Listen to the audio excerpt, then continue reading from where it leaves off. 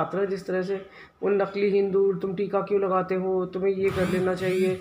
मतलब आप जो है धर्म से लेके, जाति से लेके, अपब्रिंगिंग से लेके हर बात पर, हर चीज़ पर आप कमेंट इस तरह से करते हैं। और मुझे नहीं पता कि अगर वो मुसलमान होगी तो उसमें कौन सी बड़ी बात हो जाएगी। अगर कोई मुसलमान है तो उससे कौन सी समस्या इनको पात्रा जी को होने वाली थी कि वो हर दूसरे व्यक्ति को मुल्ला है, मुल्ले है।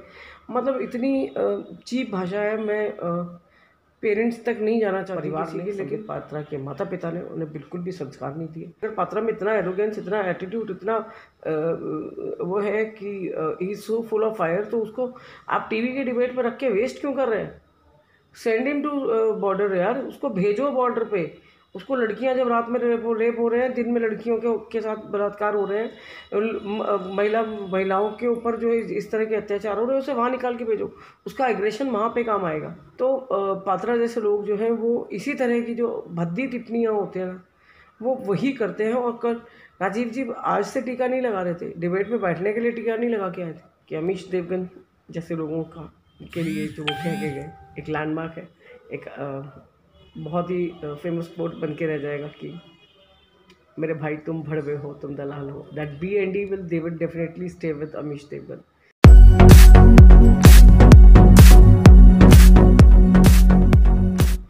तो कल जब अजीब भाई के साथ ये इंसिडेंट हुआ है तो हम कांग्रेस जनों के लिए कह सकती हूँ, उनके फैंस भी बहुत रहे हैं, तो हम लोगों के लिए एक बड़ा शॉकिंग न्यूज़ थी कि बहुत दबंग जो है कहना चाहिए उनको, बहुत ही दबंग टाइप के वक्ता थे और बहुत प्रखर वक्ता थे, पॉइंट पे बात रखते थे और किसी के भी सामने ज़ुबान उनकी जो है ना लड़खड़ाती नहीं थी। कोई बात, कोई मुद्दा छोड़ते नहीं थे, अपनी बात को रखने का एक बड़ा अच्छा वो तरीका ढूंढते थे। लेकिन जो समस्या है अखिल, जो आपका पहला क्वेश्चन है उसी पे बात कर रही हूँ कि कल वाली जो डिबेट थी उसमें जैसे हम सब ने देखा कि पात्रा जिस तरह से वो नकली हिंदू, तुम टीका क्यों लगाते हो, तुम्हें ये कर लेना चाहिए। मतलब आप जो है धर्म से लेके, जाति से लेके, अपब्रिंगिंग से लेके हर बात पर, हर चीज़ पर आप कमेंट इस तरह से करते हैं। और मुझे नहीं पता कि अगर वो मुसलमान होगी तो उसमें कौन सी बड़ी बात हो जाएगी। अगर कोई मुसलमान है तो उससे कौन सी समस्या इनको पात्रा जी को होने वाली थी कि वो हर दूसरे व्यक्ति को मुल्ला है, मुल्ले है।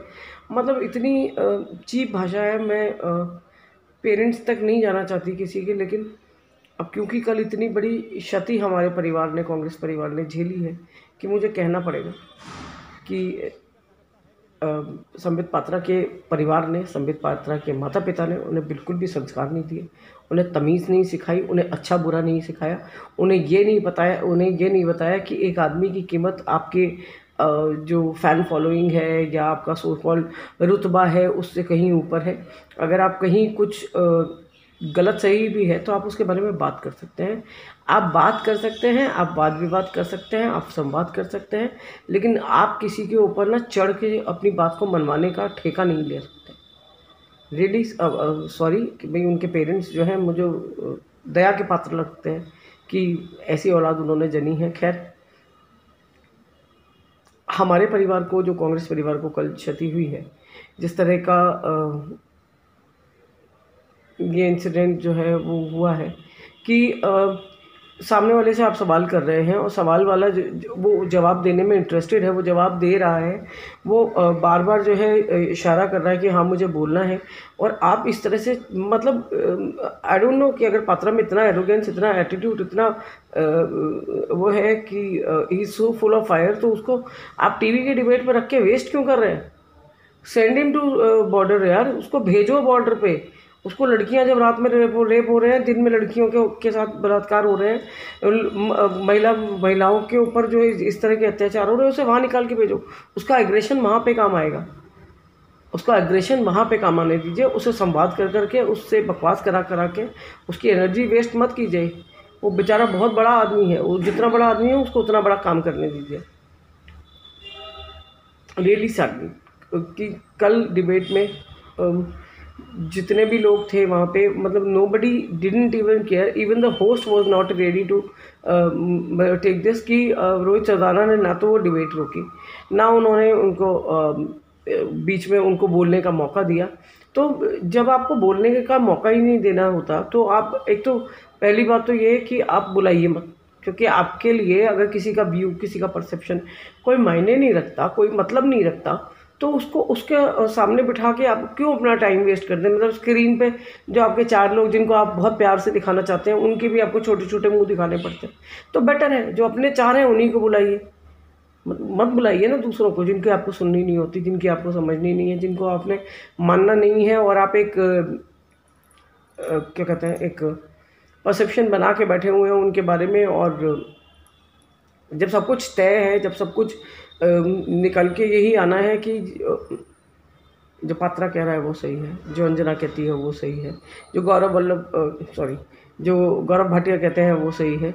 गौरव वल्लभ की बात मैंने इसलिए की क्योंकि शायद वही एक व्यक्ति हैं जिनके सामने पात्रा जो है वो बिल्कुल ही चुप हो जाता है, क्योंकि वो लॉजिकल ऐसी बात कर लेते हैं कि कभी गणित पूछ लेते हैं, कभी साइंस का सवाल कर लेते हैं। इवन रोहन गुप्ता ने भी उनकी कई बार बेइज्जती की है। तो ऐसे लोग जो हैं, इन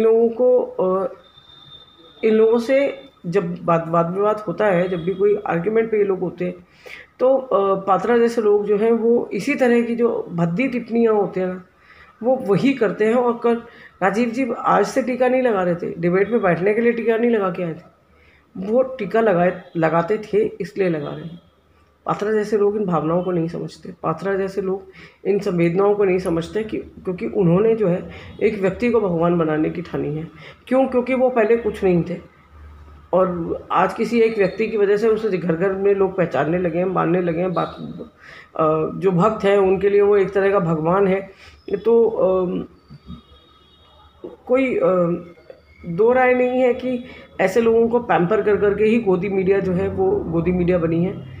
और दूसरा सवाल मैं आपका जो है उसका जवाब मैं आपको देती हूँ कि ठीक है, जो आपने कहा कि पंखुड़ी पाठक ने भी ये जवाब वो ट्वीट किया है कि वो उनको भी उसने मुरली और ये सब कुछ मौलाना हो, ये सारी चीज़ें उनको भी बोली थी। तो वो असल में क्या है कि महिला हो पुरुष हो, किसी भी वर्ग का हो, किसी भी जाति का हो, किसी भी धर्म का हो, बस वो अगर भाजपाई नहीं है तो उसको संग ही नहीं है, तो उसको इज़्ज़त नहीं मिलनी चाहिए। ये बात जो है ये गोदी मीडिया और पात्रा जैसे लोग जो हैं अपने मन में बिठा के बैठे हैं। और उन लोगों का पूरा प्रयास ये रहता है कि किसी भी तरह सामने वाले को जो है नीचा दिखाने की हम जितनी ज़्यादा कोशिश करें उतना अच्छा। क्योंकि हमने ज़िंदगी में कभी ऐसी डिबेट, ऐसा आर्ग्यूमेंट नहीं देखा था जहाँ जो है कि दो अलग अलग मुल्कों के जो सम्मानित लोग हैं वो हाथ में हवाई जहाज लेके और मतलब अजीब से हथियार टाइप लेके वो उस तरह से वो आर्ग्यूमेंट कर रहे हैं, मैं तेरे साथ ये कर दूंगा, मैं तेरे साथ ये कर दूंगा। उसके अलावा जो है अभी हमने सुना भाजपा के ही एक बड़े चहेते ब्रिगेडियर जी हैं, उन्होंने भी लाइव टीवी पे माँ बहन की गालियाँ तक दी हैं। तो जितनी बात निकल के आती है वो सिर्फ इतनी सी है कि मुद्दे जो हैं वो भटकाने के लिए, मुद्दों से बातों को इधर उधर ले जाने के लिए जिस तरह की गंदी राजनीति ये लोग कर रहे हैं उसका शिकार हुए हैं राजीव त्यागी जी। और राजीव त्यागी का जो हृदय गति रुकना है वो मैं ये कह सकती हूँ वो फोर्स था कि आपको दिख रहा था कि एक आदमी अनकम्फर्टेबल हो रहा है, उसके पास जवाब है, ना आप उसका जवाब सुनने को तैयार थे, ना आपने उसको बोलने का मौका दिया। तो जो एंजाइटी, जो वो उत्तेजना उनके अंदर थी, जो बेचैनी उनके अंदर थी, वो वहीं की वहीं रह गई। एक्चुअली हमारे लिए, हमारे कांग्रेस परिवार के लिए एक बहुत अपूर्णीय क्षति जैसे कहना चाहिए वो है। तो राजीव त्यागी जी को मेरे दिल से शत शत नमन। ईश्वर उनको श्री चरणों में अपने स्थान दे। And I must say one thing कि अमीश देवगन जैसे लोगों का के लिए जो वो कह के गए एक लैंडमार्क है, एक बहुत ही फेमस कोट बन के रह जाएगा कि मेरे भाई तुम भड़वे हो, तुम दलाल हो। That B&D they will definitely stay with Amish Devgan. And thanks for giving us so much bright moments to smile, to be proud of ourselves, Rajiv भाई। राजीव त्यागी जी को मेरी तरफ से शत शत नमन, दिल से आभार।